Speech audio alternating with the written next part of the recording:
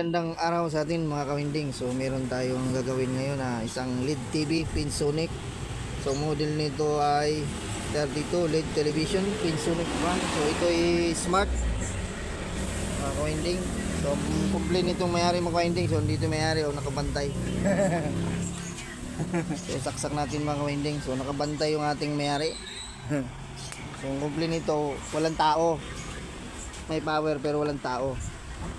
So, yun, naka-indicator light na. So, power on natin dito.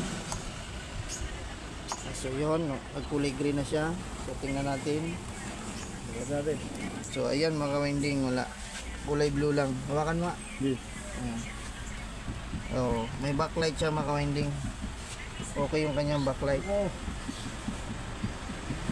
So, ang gagawin natin ito, mga kawinding, so, buksan natin yung kanyang, yung kanyang cover. So kulang mga kawinding, natin lang natin. So ayan,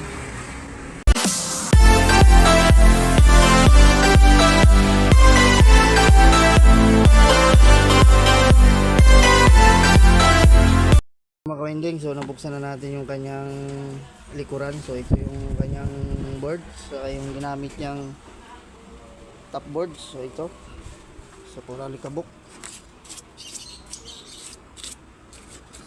So ayan, linisan lang natin mga kawinding. Tayo pa lang unang nakabukas nito mga kawinding, wala pang nagbukas na iba. Dito yung mayari, diskumpiyado mga kawinding. Nakabantay, nabantayan tayo. So kuha lang tayo ng tester mga kawinding. Magaling to aking technique na to, kawinding. Ang voltage ng mga kawinding dito sa kanyang top board.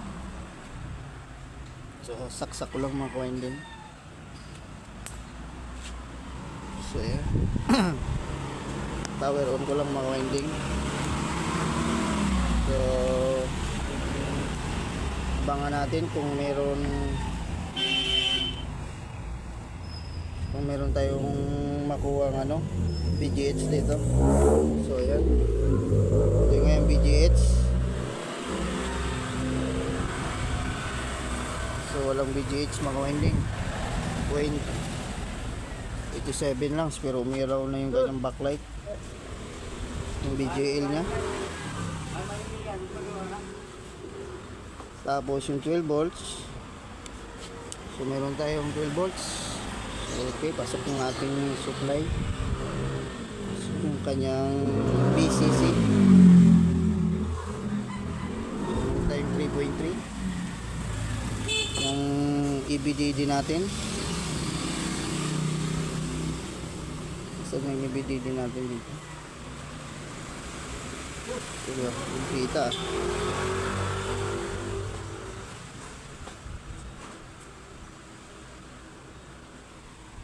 Ano lang? 4.9.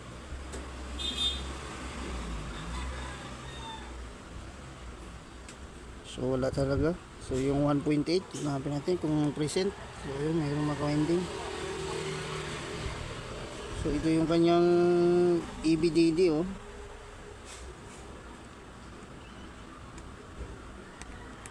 ano lang,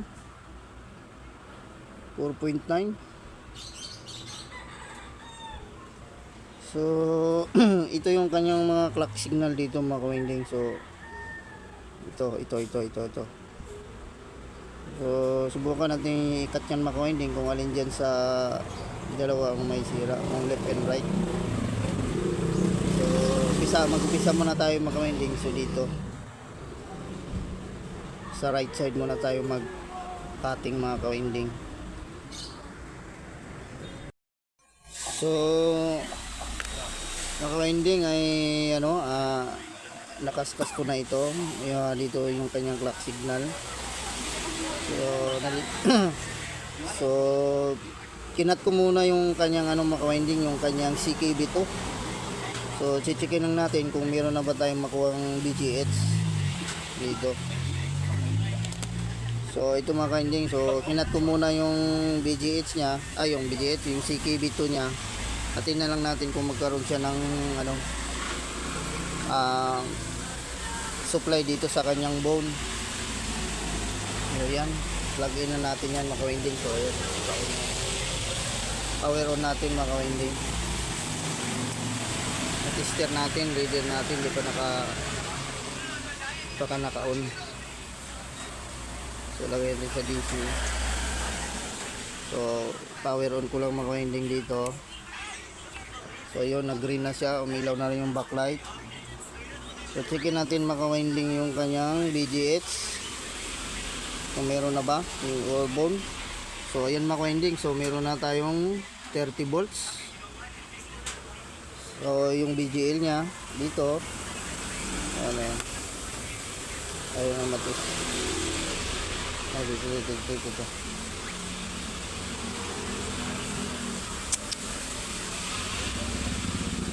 So meron tayong nakuhang negative volts. So pagka ganito mga ka-winding na meron na tayong makuhang supply dito sa kanyang top board. So pag ganito mga ka-winding, so may supply, may display na ito pag ganito. So check na natin mga ka-winding kung meron na ba. Hawakan mo lang dyan baka ano. Kaso yun mga ka-winding, meron na siya. Kaso lang hindi siya masyadong pino, magaspang siya. So ang gawin natin mga ka-winding ay i-cut natin lahat yung kanyang signal, yung CKB1, CKB2, CKBB1, CKB2, CKBB2. So yan mga ka-winding. So i-cut ko lang to lahat mga ka-winding. Ka-winding, so ulitin ko lang para makita natin yung display, para makita nyo rin na magaspang pa siya. So saksak ko lang ulit mga ka-winding. Uli na. So yan, saksak na natin ulit. So power on Ano ko ba lang. na ulit naman? Kapre? So abangan ko lang mga ka-winding Medyo, Ben? yung ano, Ano ito ba? yung display natin. Ha? Ano yung So ayan mga ka-winding oh. Ayun, ano oh. siya nandun? So medyo magaspang pa siya mga ka-winding. Yun yung display natin. Ayan, smart. So hindi pa siya pino mga ka-winding. So tapat natin yung kanyang ano, yung mga clocking signal niya.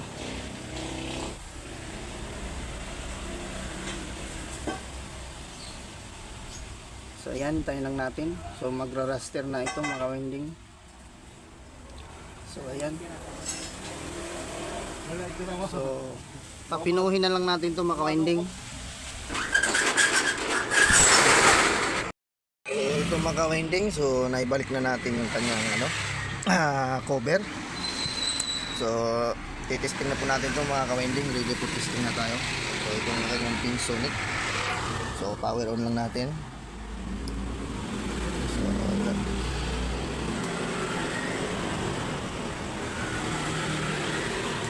Ang tagal.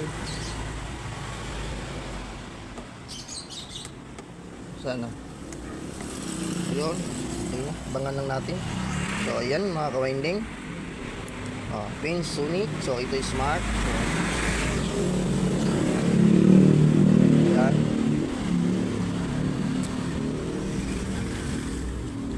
System start. Ayan. Tayo lang natin mga ka-winding nung naglo-loading siya.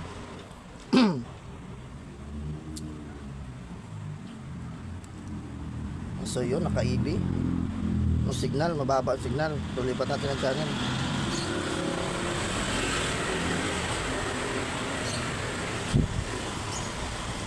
Ayaw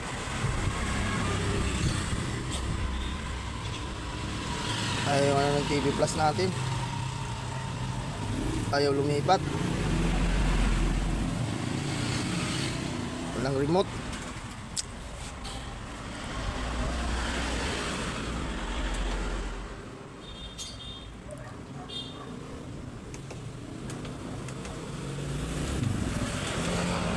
So naka-EB. Hindi naman. Walang remote.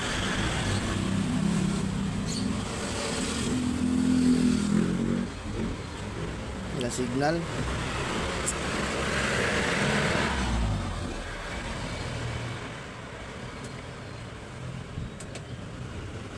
Yan. Ulitin natin.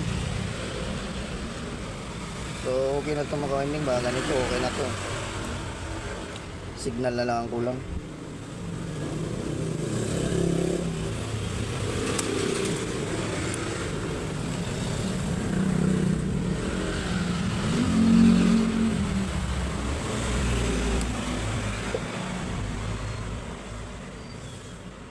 Yung signal talaga.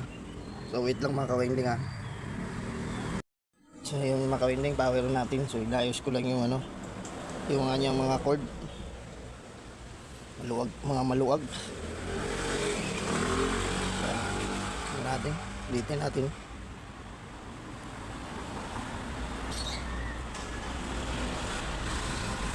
Para na mag-display na. Sana ay ikaw ay magka-signal na ang ating TV Plus.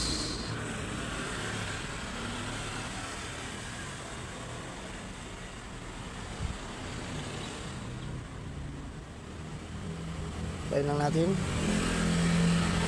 Ano po, ganun pa rin. So wala. So palit tayo ng ano mga winding. Palitan natin ng ibang ano. Kunin natin yung isang ano for the box. Wala akong remote dito mga winding. Wala akong pang scan. Kasi signal ito eh. So wait lang mga winding. So nakaano tayo. For the box naman ang ginamit natin. So power on lang natin yung TV. So yan. Tayo lang natin.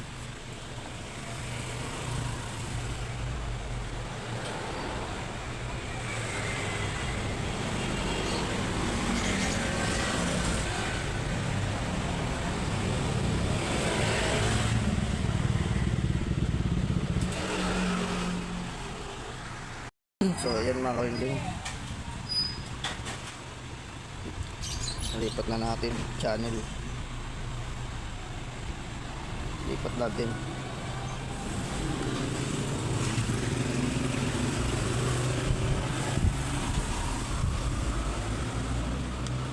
Patuloy.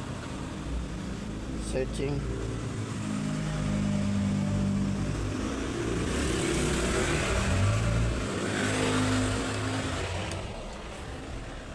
Yan.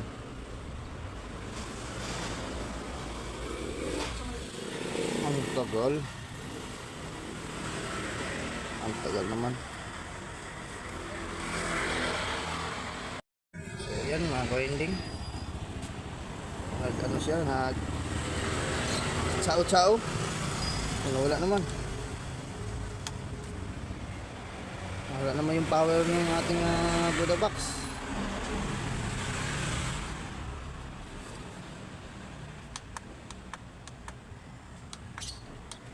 Yan. Ikot natin.